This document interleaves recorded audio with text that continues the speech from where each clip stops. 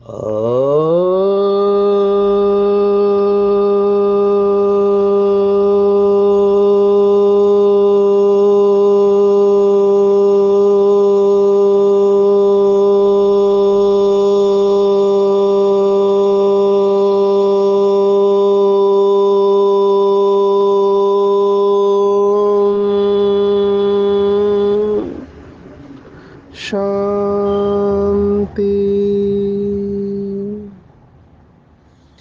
आज 29 दिसंबर 2023 भारत में शुक्रवार है। Today is 29th December 2023 and it's Friday in Bharat. आज की मुरली का जादुई रहस्य स्वयं को प्रेरणा देने के लिए Magical secrets of today's Murli for motivating the self। आज की पूरी साकार मुरली बाबा ने एक शब्द दिया था, उस शब्द के ऊपर है। उस शब्द को मनोविज्ञान में भी बहुत महत्व है। सिर्फ मनोविज्ञान उसे अलग दृष्टिकोण से देखता है। जो पुराने बाबा के बच्चे हैं वो जानते हैं कि ब्रह्मा बाप ने अव्यक्त अवस्था के अंतिम दिन पर ये 3 शब्द बच्चों को दिए थे और बच्चों से छुट्टी ली थी और बाबा ने ये 3 शब्द दिए थे कि बच्चे निराकारी, निर्विकारी, निरहंकारी बनो। इस 3 शब्दों में पूरा पुरुषार्थ आ जाता है। फिर बाबा ने ये 3 शब्द में से एक शब्द को पकड़ा और कहा कि ये एक शब्द भी आपके अंदर धारण हो जाए तो बहुत सारे समस्याओं से आप मुक्त हो जाएंगे। और बाबा ने कहा था कि वो शब्द है निरहंकारी बनना। ये बहुत टफ है, देखा जाए तो बहुत कठिन है और देखा जाए तो बहुत सरल भी है। जिस व्यक्ति के अंदर अहंकार होता है उसे पता ही नहीं होता है कि उसके अंदर अहंकार है, लेकिन दूसरों को पता चलता है कि इस व्यक्ति के अंदर अहंकार है। 2 शब्द बाबा ने हमको दिए हुए हैं, एक है अहंकार और एक है स्वमान। इन 2 शब्दों में जाने के पहले हम थोड़ा मनोविज्ञान को देखेंगे। सिगमंड फ्रॉयड ये आधुनिक मनोविज्ञान का पिता कहा गया है, उसको ये भी प्रजापिता ही कहेंगे। और सिगमंड फ्रॉयड ने 3 स्टेजेस बताए हैं, id, ego and super ego. ये 3 शब्द है, उसमें से एक शब्द है ईगो, एक है इड, एक है ईगो और एक है सुपर ईगो। ये जो थ्योरी है, ये थ्योरी बहुत बहुत गहरी है। इसके ऊपर किताबें लिखी हुई है, बहुत सारी किताबें इसके ऊपर लिखी हुई है। हम इस ईड, ईगो और सुपर ईगो के बारे में देखेंगे। इस थ्योरी को कहते हैं साइको डायनेमिक थ्योरी और psycho analytic theory, psycho analytic theory. इसके ऊपर एक किताब जिसने सभी रिकॉर्ड तोड़ दिए, उस किताब का नाम है I am okay you are okay.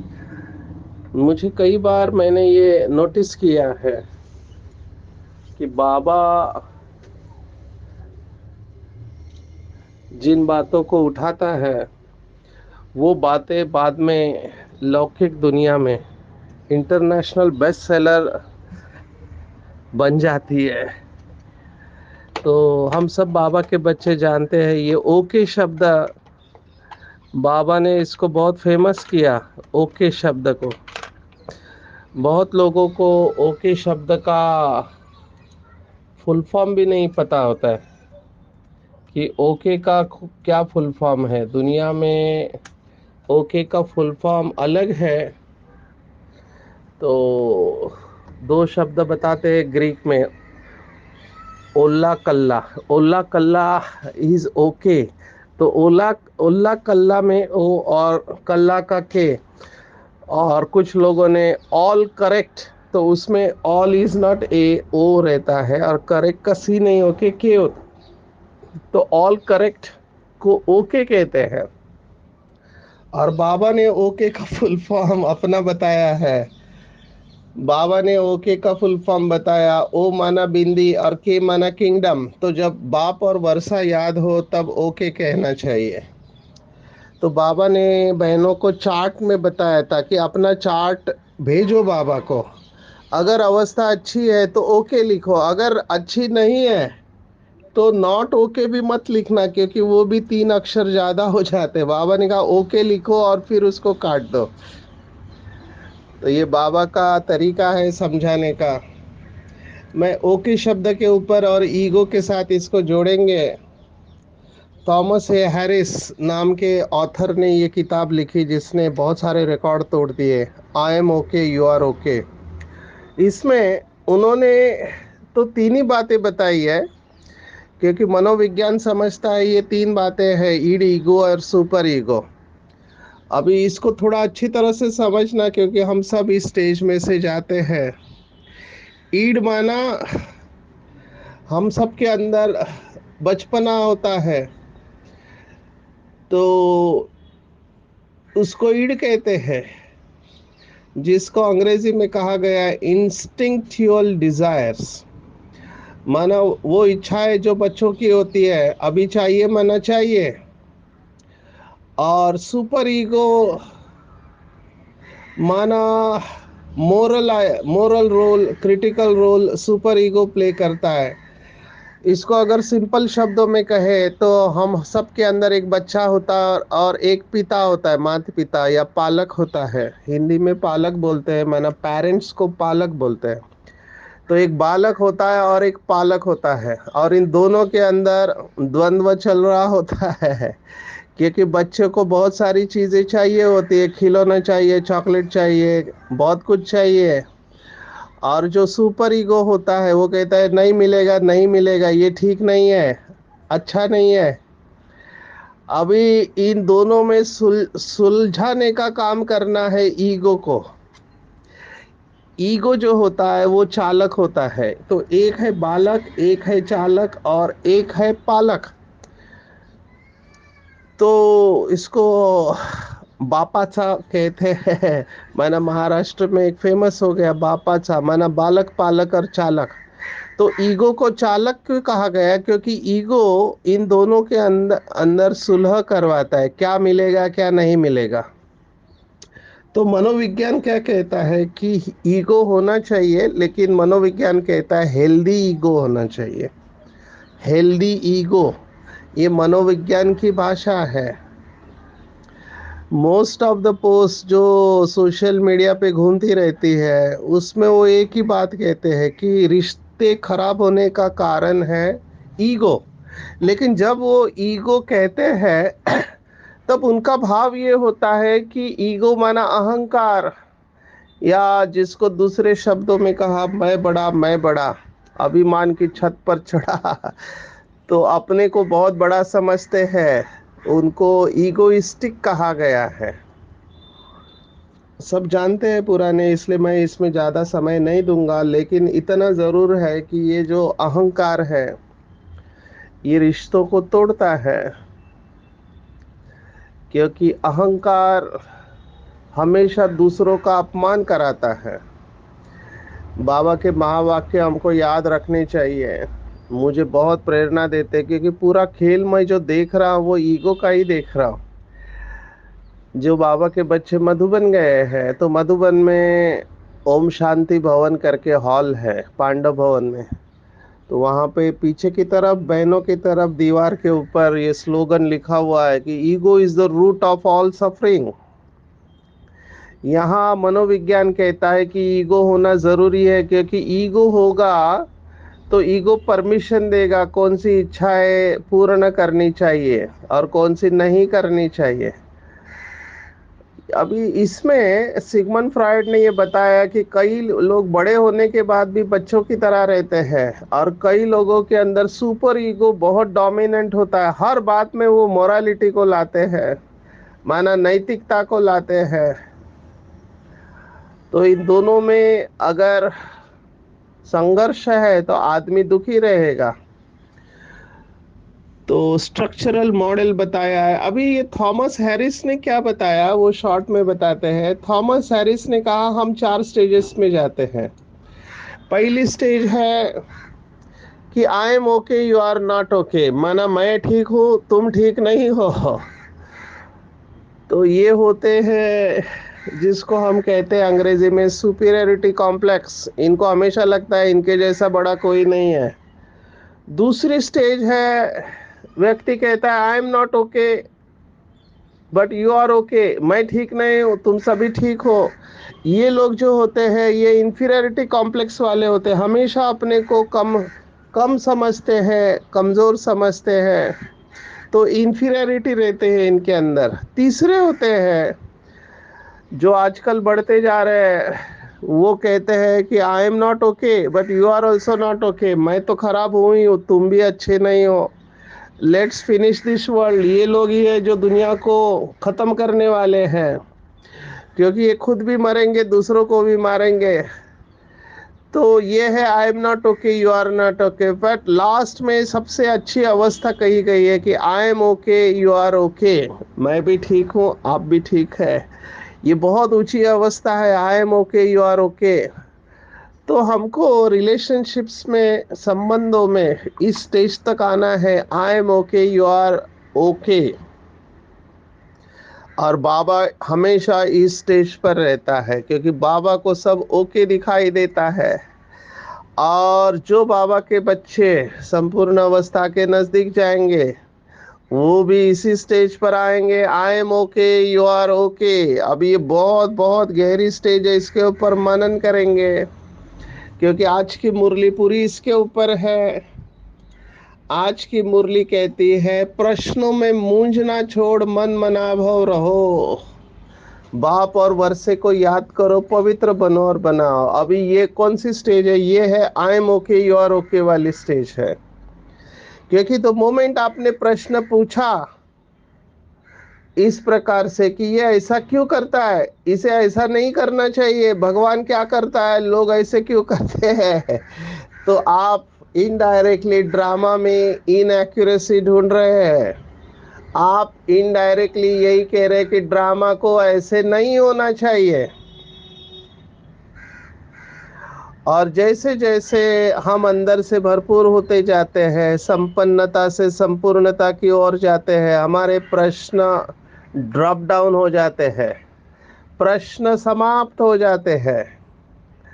अगर आप श्रीमद् भगवत गीता को अच्छी तरह से देखो तो अर्जुन प्रश्न चित्त है, शुरुआत से ही प्रश्न पूछ रहा है और कहता है कि मैं ऐसे युद्ध करने से मर जाना पसंद करूंगा, भीख मांग कर जीऊंगा, लेकिन मुझे ये राज्य नहीं चाहिए, क्योंकि मुझे सभी अपने रिश्तेदार दिखाई दे रहे हैं, अपने काका चाचा मामा जिनकी गोदी में मैं खेला हूँ, वो तात पितामह, मैं उनको कैसे मारूं। तो अर्जुन के बुद्धि के ऊपर ये मोह का आवरण और उसके प्रश्न समाप्त ही नहीं हो रहे हैं। आखिर में जो अर्जुन पहले अध्याय में कहता है न योत्से इति गोविंदम न योत्से, मैं युद्ध नहीं करूंगा, जब उसके सभी प्रश्नों के जवाब मिल जाते हैं तो वो अर्जुन 18वें अध्याय में कहता है स्थितोऽस्मि गतसन्देह करिष्येम वचनम तव नष्टो मोह स्मृतिर्लब्धा। हे अच्युत, मेरा मोह नष्ट हो चुका है, मेरे संदेह प्रश्न समाप्त हो चुके हैं। तुम जो बोलोगे वो करने के लिए मैं तैयार हूँ। ये हमारी अवस्था है, प्रश्न चित्त से प्रसन्न चित्त। इसलिए जो श्रीमद् भगवद गीता के ऊपर हमने सीरीज रिकॉर्ड की, उसका टाइटल ही रखा मराठी में पहले, क्योंकि उस समय हमारा गॉडलीवुड स्टूडियो नहीं था, तो केवल मराठी चैनल चलता था, ईटीवी मराठी पे। और उसका रिकॉर्डिंग चंद्रपुर में हमारी आदरणीय कुसुम बहन जी, जिनका शरीर छूट चुका है, वहाँ पे उन्होंने स्टूडियो बनाया था, तो वहाँ जाके हम रिकॉर्ड करते थे। तो हमने भगवद गीता के ऊपर उस समय जब सीरीज बनाई थी, तो उसका टाइटल ही रखा था प्रश्न चित्त से प्रसन्न चित्त बनाने वाली भगवद गीता। क्योंकि हमने यह अनुभव किया कि जितना जितना हम श्रीमद् भगवद गीता को या बाबा की मुरली को समझने लगते हैं, हमारे प्रश्न समाप्त हो जाते हैं। ये बहुत ऊंची अवस्था है और इसकी जड़ में है मन मना भाव। जितना मन मना भाव रहेंगे, उतना हम प्रश्नों से पार प्रसन्न चित्त अवस्था में रहेंगे। तो जो भी भाई बहने जिनको प्रश्न पूछता है कि हम पीछे क्यों आए, शादी होने के बाद क्यों आए, हमसे इतने पाप कर्म हुए हैं, अभी क्या होगा, हम कितना पुरुषार्थ कर पाएंगे, हमारा तो गुस्सा जाता ही नहीं है, हमको इसी सेंटर पे क्यों रखा, हम बाबा के साथ क्यों नहीं आए, जितने भी प्रश्न है, मुझे ऐसा पति क्यों मिला, ऐसी पत्नी क्यों मिली, ऐसे बच्चे क्यों मिले, ऐसा जॉब क्यों मिला, ऐसा शहर क्यों मिला, ये सब प्रश्न जो भी है, ये सब समाप्त हो जाते हैं अगर हम नॉलेजफुल की स्टेज पर आ जाते हैं। मन मना भव, आज का प्रश्न और सार दोनों इसके ऊपर है, मन मना भव मध्याजी भव। क्योंकि ये जो श्लोक है, इसमें एक शब्द आता है कि मुझे याद करो और मेरी पूजा करो, मुझे नमस्कार करो। मन मना भव मद भक्तो मध्याजी माम नमस्करो, माना मेरी पूजा करो और मुझे नमस्कार करो और मेरी याद में रहो। ये जो श्लोक है, इसका जवाब आज बाबा ने दिया हुआ है। बाबा ने कहा कि मैं तुमको नमस्ते करता हूँ, तुमको मुझे नमस्ते करने की जरूरत नहीं है। Totally opposite of Bhagavad Gita. लौकिक भगवत गीता कहती है भगवान को नमस्कार करो, भगवान की पूजा करो, और बाबा कहता है मैं तुम बच्चों से अपनी पूजा कैसे कराऊंगा। देखो कितना कॉन्ट्रास्ट है। मेरे तो पैर भी नहीं है जिसको तुम धुलाई कर सको, तुम्हें तो खुदा ही खिदमतगार बन विश्व की सेवा करनी है। अगर ये बात बाहर किसी भक्ति मार्ग वाले को आपने बताई कि भगवान मुझे नमस्कार करता है और भगवान मेरी पूजा करता है, तो कहेंगे ये कितना अहंकारी है। एग्जैक्टली यही होता है। जैसे ही आप ज्ञान मार्ग में आप आगे जाते हो, तो आपको एक बात इंट्यूटिवली माना महसूस हो जाती है कि चुप रहने में समझदारी है। लेकिन जब आप लंबे समय तक चुप रहते हो, तो लोगों को लगता है आप अहंकारी हो, क्योंकि आप अपने नशे में रहते हो। कल मुझे यहाँ पे एक माता ने कहा, अभी पुरानी माता है, उन्होंने कहा कि सचिन भाई आपको थोड़ा अहंकार कम कर देना चाहिए। तो मैं अंतर्मुखी हो गया, क्योंकि दूसरे हमको बहुत क्लोजली देखते हैं। तो मैंने सोचा इस आत्मा को ऐसा क्यों लगा होगा। तो फिर चर्चा के बाद पता चला कि मैं किसी से बात नहीं करता हूँ, मैं अपने कमरे में नशे में रहता हूँ, तो लोगों को लगता है ये अहंकारी है। अब ये बात भी बिल्कुल ठीक है। जब आप एकांत में जाएंगे, आपको इतनी पावर्स आने लगेंगी। जब आप साइलेंस में जाएंगे, आपको लगेगा बोलना इज वेस्ट ऑफ टाइम। आप बस बाबा की याद में रहो, निमित्त मात्र जो आपको ड्यूटी मिली है करो और फिर डिटैच हो जाओ। लेकिन लोगों को ये अहंकार लगता है, उनको लगता है कि जैसे हम सबके साथ एनर्जी वेस्ट कर रहे हैं, आप भी एनर्जी वेस्ट करो। लेकिन आपको डिसीजन लेना है, जैसे ही आपके प्रश्न समाप्त हो जाएंगे आप हमेशा प्रसन्न चित्त रहोगे। तो ये सब बातें इसलिए हो रही थी क्योंकि अहंकार समझ में नहीं आता है। तो I am okay, you are okay stage पर रहना है हमको, कि ड्रामा एक्यूरेट है, सब कुछ परफेक्ट है। एक डॉक्टर है कैंसर के, उन्होंने एक बहुत अच्छा किताब लिखा है, उनका नाम है बर्नी सीगल। कभी कभी मुझे लगता है ये जो इतने इंटरनेशनल बेस्ट सेलर हैं, इन सबको बाबा के घर में बुलाना चाहिए। तो बर्नी सीगल, इन्होंने किताब लिखी है लव मेडिसिन एंड मिराकल। उसमें उन्होंने बहुत अच्छा लिखा है कि वो कहते हैं, ये I am okay you are okay के ऊपर की बात है। उन्होंने कहा I am not okay, you are not okay, but that is okay. Why make a fuss? मैं ठीक नहीं हूँ, मैं संपूर्ण नहीं हूँ, तुम भी संपूर्ण नहीं हो, लेकिन इतना हंगामा क्यों है? हम स्वीकार क्यों नहीं कर सकते एक दूसरे को? वो कहता है कि we all are perfectly imperfect. हम सब इम्परफेक्ट है। द मोमेंट हम ये रियलाइज करते हैं कि कोई भी मनुष्य आत्मा परफेक्ट हो नहीं सकती है, जिसका शरीर है वो इम्परफेक्ट ही रहेगा। और बाबा ने भी ये कहा हुआ है कि कर्मातीत अवस्था लास्ट में होगी, तब तक परसेंटेज में भूले होती रहेगी। तो जब मुझे पता ही है कि लोग इम्परफेक्ट है, रहने वाले हैं, तो इसका मतलब उनसे गलतियां होगी, परसेंटेज में होगी, किसी की कर्मना में होगी, किसी की वाचा में होगी, किसी की मनसा में होगी। जब मेरे पास ये अंडरस्टैंडिंग है, तब उस व्यक्ति को एक्सेप्ट करना मेरे लिए इजी हो जाता है। बाबा ने भी अभी कुछ दिन पहले मुरली में कहा, अगर महारथी गलती करता है तो उस समय वो महारथी नहीं है। लेकिन हमारी अपेक्षा रहती है कि महारथी है, इससे कैसे गलती हो सकती है? No, please understand, we have to accept. लेकिन फोकस खुद के ऊपर रखना चाहिए। तो मुझे ये बाबा की बात बहुत बहुत पसंद आती है कि इतनी हाईएस्ट अथॉरिटी जिसकी भक्ति मार्ग में महिमा की है कि जंगल को कलम बनाओ, सागर को स्याही बनाओ, है ना, सात समुद्र की मस करो, ऐसे कबीर ने कहा है। और स्वयं ज्ञान की देवी सरस्वती उसकी महिमा लिखने को बैठे तो भी उसकी महिमा नहीं हो सकती, पूरी नहीं हो सकती।